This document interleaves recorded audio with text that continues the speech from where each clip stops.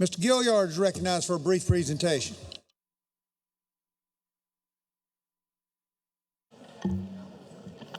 Thank you, Mr. Speaker. If I can get some quiet, Mr. Speaker. Yes, sir. Let me get some more. Because this is so very important. Sergeant, if you'd help us, members, let's give Mr. Gilliard the respect he deserves. We can have our seats, and then after that, we'll adjourn. Ladies and gentlemen, my peers, the people beyond this room, the last couple of weeks up here has been somewhat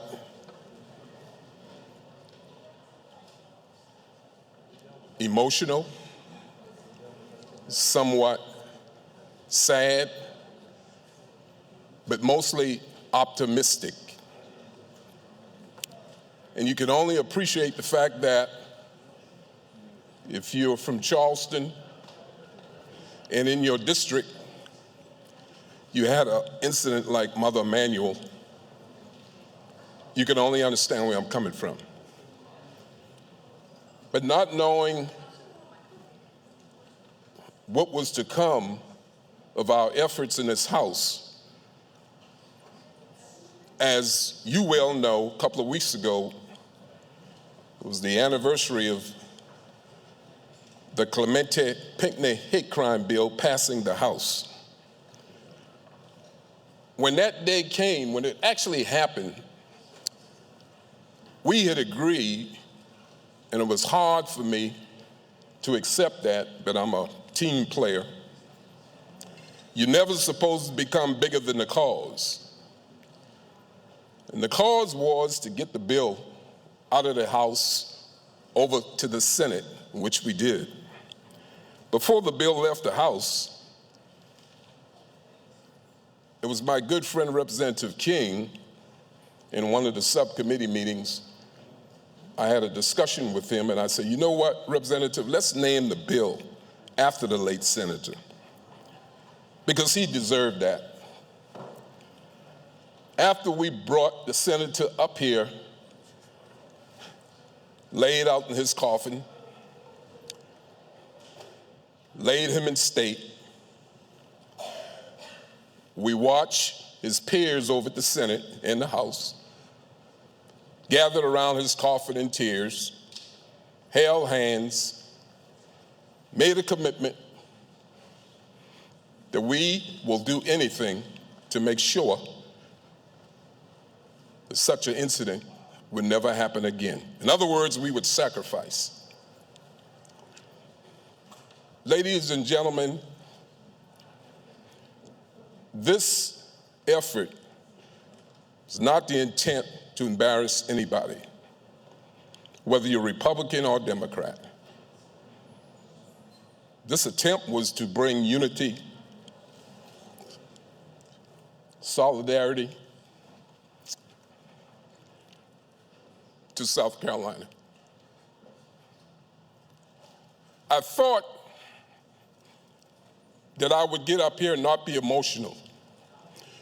But when you're dealing with 9 souls, and you're dealing with hate, and you're dealing with the fact that we have members in this chambers that have lost loved ones, and I'm gonna ask him to come up right now.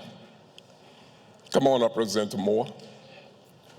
When you're dealing with these types of situation, you wanna be fair.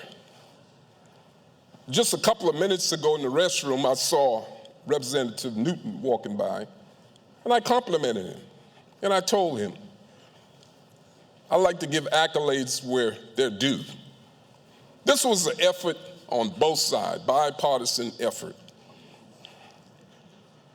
When I got up this morning, I wanted to sum all this up, summarize. One thing stuck out in my mind was the fact that when the bill passed in the House, it was Representative Cobb Hunter, and I'm gonna ask her to come up now. She walked over quietly, gave me a hug, pat on the back, and said, it doesn't stop here. She was right. I'm gonna ask all those members to come up with me as we present a voice, a message from Charleston. Sometimes God will send you people you least expect to do the talking. Representative Bernstein,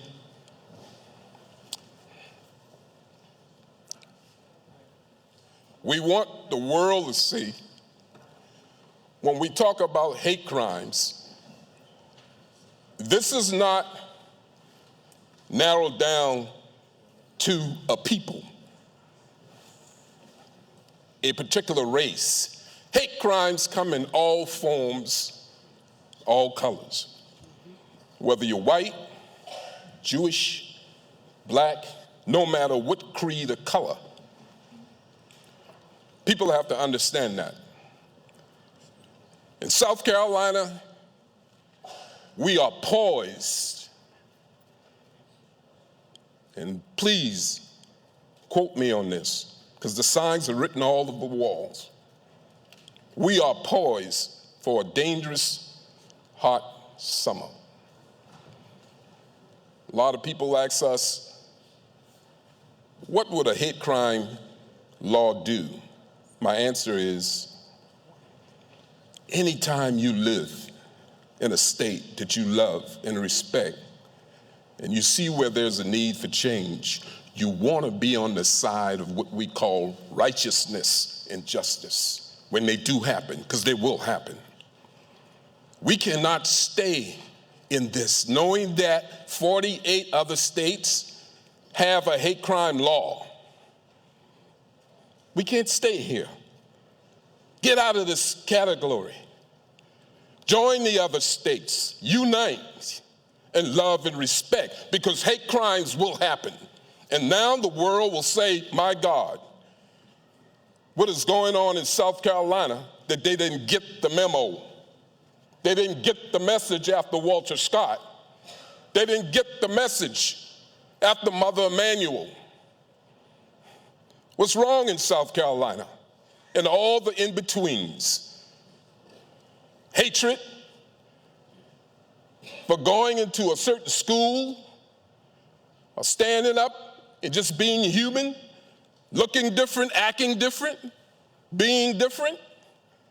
No harm should fall to anybody in the greatest country in the world. We are all we got. You don't believe me? Look at Ukraine. You don't believe me? Look at Haiti. You don't believe me?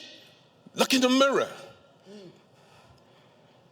Our democracy is under attack, people.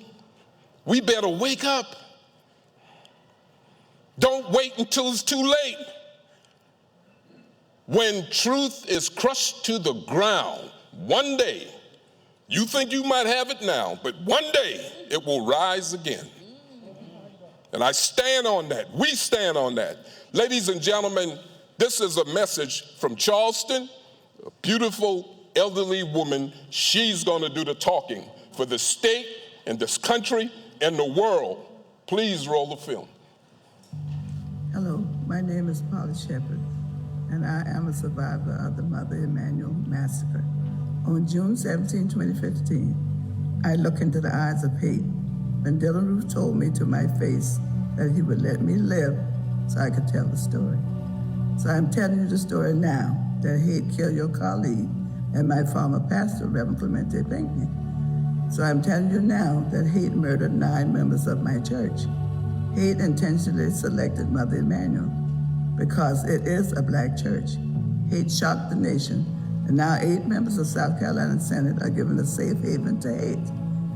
Every time you look at Senator Pinckney's photograph, you should be reminded that hate killed him. He was one of your colleagues, and hate murdered him.